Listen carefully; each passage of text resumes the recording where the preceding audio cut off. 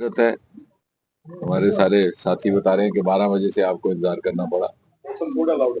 हाँ, अब क्या है कि इलेक्शन के माहौल में इतनी मोहलत रहती है दोनों तरफ, क्योंकि आज नॉमिनेशन का सेकेंड लास्ट डे था, तो बहुत सारे पार्टियों के कैंडिडेट वहां पे थे और रश भी रहा। बहरहाल हमें खुशी है। और जैसे मैंने कहा, सबसे पहले तो सबको ये मुबारकबाद है कि एक खुली फिजा में जमहूरी अमल हो रहा है वादी कश्मीर में।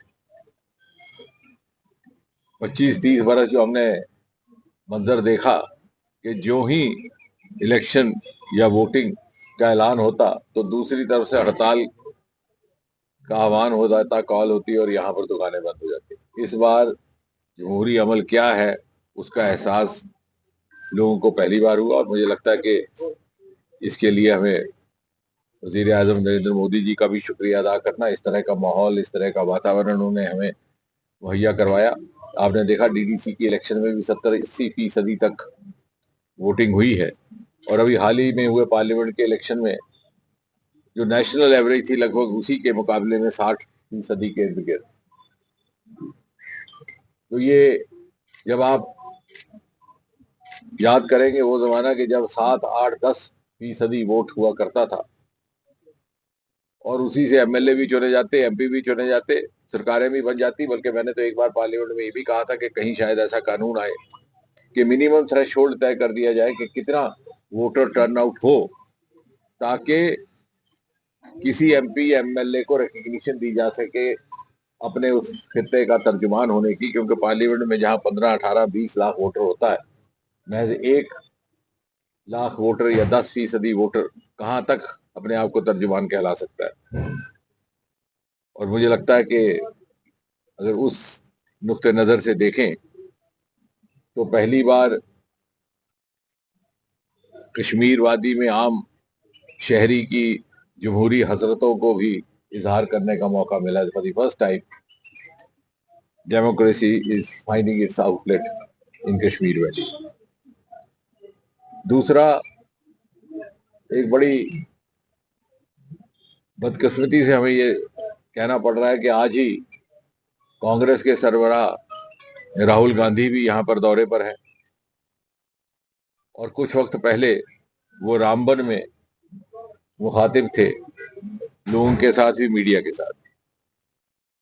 And unfortunately, what he said, I think you have the answer to that, because today we live in an evidence-based era. It is not that what I say you would agree or what he says you would agree.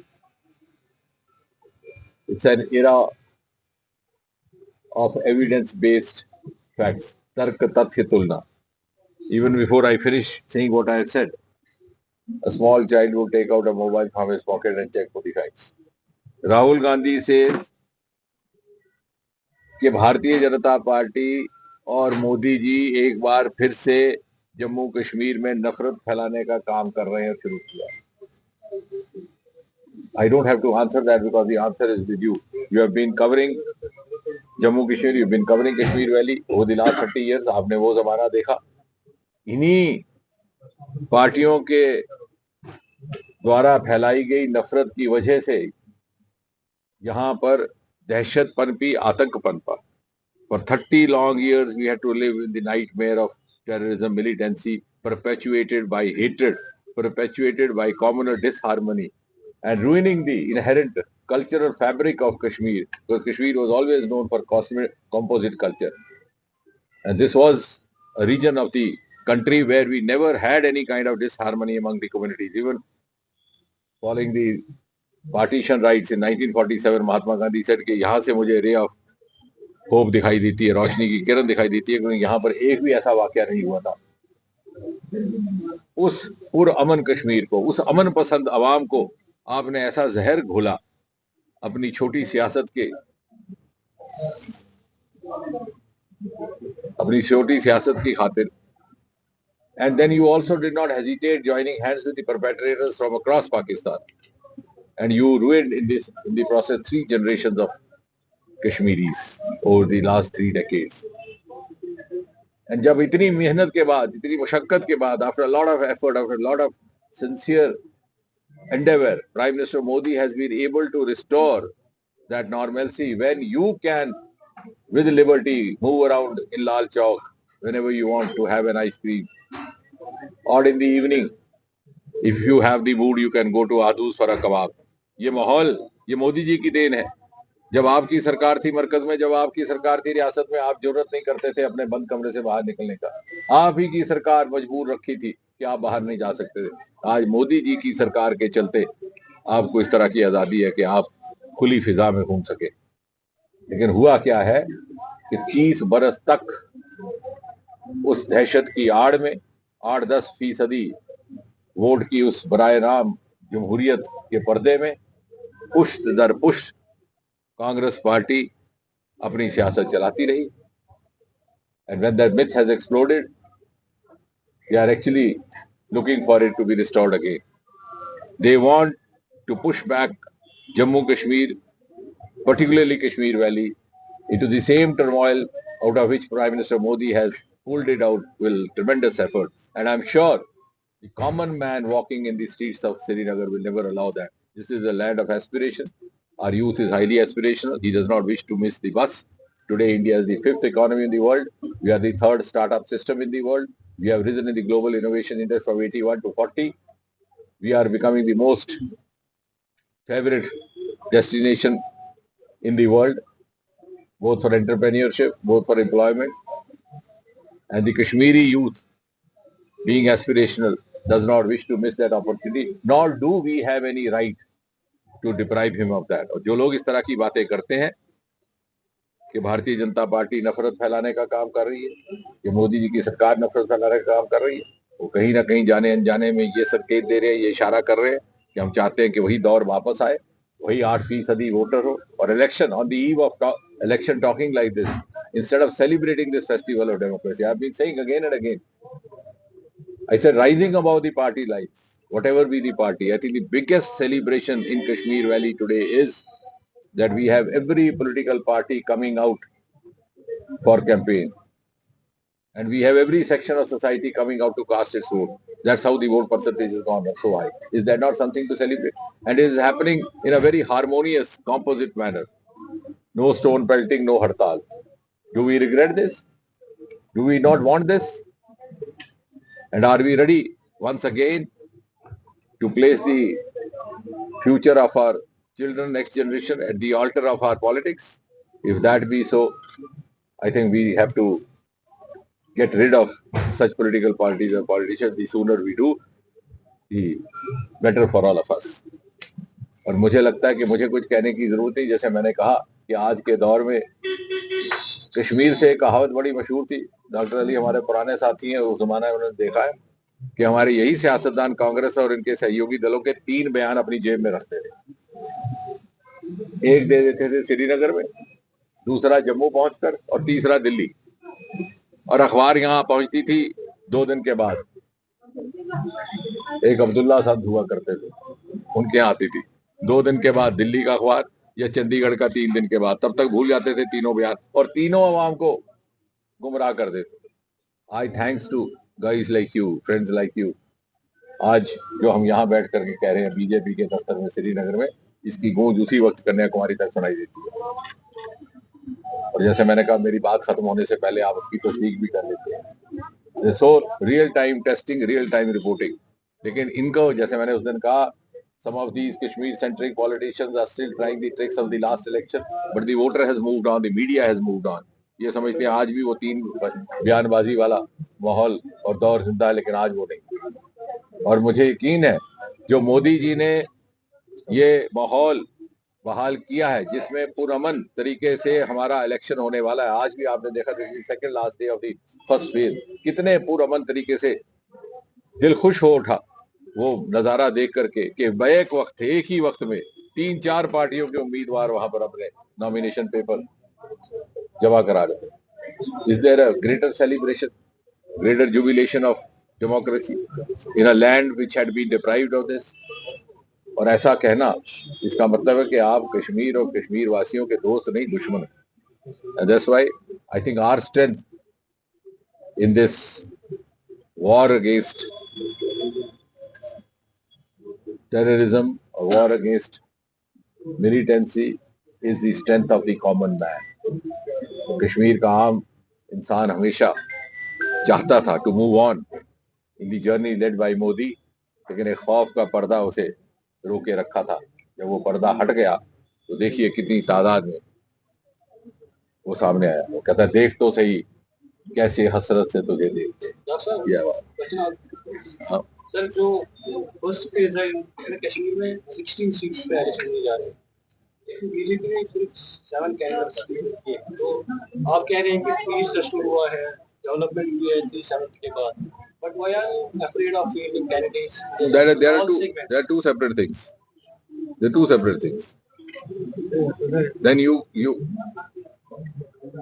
fielding candidates or number of the candidates fielded has no correlation with the existence of peace. Does that mean that there's no peace? Will that anybody deny? Statistics put forward not by me, by anybody else, even by you, show that the stone pelting is now 0%. Civilian killings have gone down to one single digit. How many candidates are fielded from which constituency or from which area, by which party, is a strategic decision of each of the party, not only BJP, even other parties. Then you can ask the National Conference why they are fielding candidates in some of the constituencies. So that's a political strategy adopted by each of the political parties depending upon their assessment and their study of the situation. But they have not left any seat uncontested. So you have left 8 seats back, 9 seats. No, that's not true. That may be a strategic move also. Dr. You were sloganeering for Akbar 50 Par, and you recounted a lot of developments, changes in Naya Kashmir. So how do you see Bharatiya Janata Party down in Kashmir? You are also contesting on one of the significant Rajya seats. So do you think we will vote for whatever you counted terrorism militancy has gone? Before I answer that, I'll try to put across to you. You tell me, is there no development? Your Jahangir Chowk flyover was lying stagnant for decades together, is not now being revived. Is there not ring road in progress? Is there not aims there? Who can deny? I said it's an evidence base. You don't have to trust what I say. You go and check degree colleges. So many things. It is. The development had been stalled for whatever reason for 3 decades. That is one aspect. The other aspect is how many seats the BJP gets and how it moves on. That I think we'll again sit together on the 8th of October. Did that convert into the vote for Bharatiya Janata Party? I think that besides that, what is more important is that we have today a huge turnout of voters, which is also attributable to the efforts of the Bharatiya Janata Party government led by Mr. Modi. Because there was sincerity, there was commitment, there was no vested design not to allow the democracy to open up as freely as it should have. And that's why for 30 decades, I would rather say that these political parties did not want to have a kind of atmosphere where the voter turnout will go beyond 8-10%, so that they could manage that small voter turnout. And of course, as far as the 50 plus or 60 plus or 90 is concerned, we'll discuss that on the 8th of October. So we are aware that late Wi-Fi says we can change guys but not humans. Recently, few years back, the Prime Minister Modi visits Pakistan, and that time everybody praises Prime Minister Modi. This he is trying to make the relations strong with the neighboring countries. So why BJP is raising fingers towards anyone right now if someone is talking or favoring against Pakistan to make the relations strong, so that the terrorism will be over. No doubt that terrorism almost is over in Kashmir Valley, but what about the Jammu? No. Who says? See, there was a transitory shift of focus by the terrorists from the Kashmir Valley to Jammu. That again is a contributory evidence to the fact that they were facing the heat in Kashmir Valley. And the common man was out. There was no support from the common man. That means most of it was sponsored from the extraneous sources or external sources. So when the heat was felt, they tried to shift the focus to Jammu region. But then the security forces have also revised their strategy, which of course can't be discussed in public. And following that, I'm sure in next few days or months, there'll be end of that. There's no widespread militancy or terrorism witnessed in Jammu as it was here maybe in 90s or the early first decade of this century. It's a good sign, but did BJP or government of India interested to make the relations more stronger with the neighbours? I think so that the terrorism will see be over. Prime Minister Modi, now there are two aspects. A, If you want a very direct answer, I'm not entitled to that because these are very sensitive questions. The Ministry of External Affairs has cognizance of inputs which are dynamic, and therefore I would not like to speak out of turn. But if you see in principle, in totality, you recall the day of 26 May 2014, when Narendra Modi was to be sworn in as Prime Minister. He called all the heads of states from the neighboring countries. The neighbors first was and always been India's approach. But then you have to clap with two hands. You can't shake hands with a clenched fist. So I don't.